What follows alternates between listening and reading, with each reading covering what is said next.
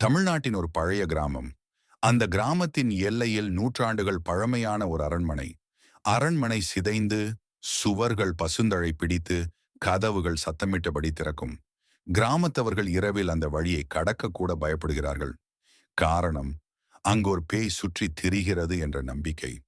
கிராமத்திலிருந்து 4 நண்பர்கள், அரவிந்த், விஜய், கருண், சுரேஷ். அவர்கள் எல்லாம் தைரியமாகவும் சவால்களை விரும்புவோரும்.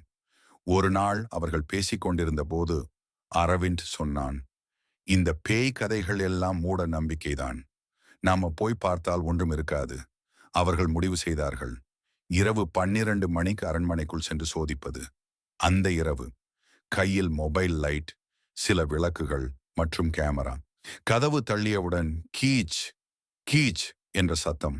உடனே சுரேஷ் சொன்னான், இது நல்ல சைகை இல்ல, திரும்பலாம்.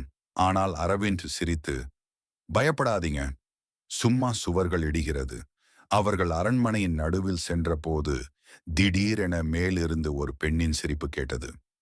விஜய் பயந்தான். யார் அங்கே என்று கூவினான். எந்த பதிலும் இல்லை. ஆனால் குளிர்ந்த காற்று வீச விளக்குகள் மங்கின. கருண் ஒரு மறைந்த கதவை